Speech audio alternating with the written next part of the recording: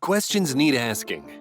Should Africa ignore opportunities and possibilities that can transform its economy and instead remain in the old colonial economic structure that has not improved much in the lives of many Africans? Or should Africa take the bold step of transforming and evolving its economy?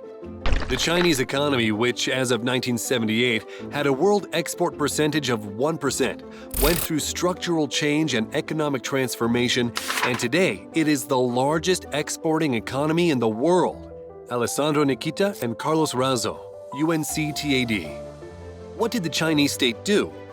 They implemented technological learning and adaptation, made investments in infrastructure, increased educational standards, collaborated with foreign research institutions and universities to promote and exchange knowledge, technology transfer, and joint research initiatives. They opened up the economy by creating a better business climate, made improvements in institutions, and encouraged the diaspora to return home by offering similar opportunities, professionalism, and pay to encourage and motivate the movement to China.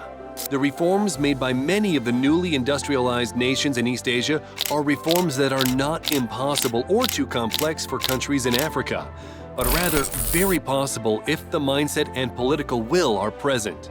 These questions need to be asked. How can we convince ourselves that economic transformation is a necessity? How can governments in Africa see the urgency of a structural change? Economic transformation requires more than just words. It needs action in the form of technological learning and adaptation, political vision, political understanding, political support, and the political will. Why should we transform? How will institutions be improved? How do we provide steady electricity for both industry and citizens? And how do we improve skills? How will we attract investors? How can we provide the needed, highly competitive environment? How can we mobilize our private firms to upgrade technology and keep the best standards and practices? How can we keep up with the competition for knowledge and make our industrial policy work to our benefit? Finally, how can our educational facilities become relevant and credible at organizing and coordinating research with foreign institutions and local businesses? All these are very important questions that require urgent solutions in order to foster Africa's movement toward economic transformation. The silver lining is that Africa's potential for greatness remains largely untapped, as we've only just begun to explore the continent's possibilities.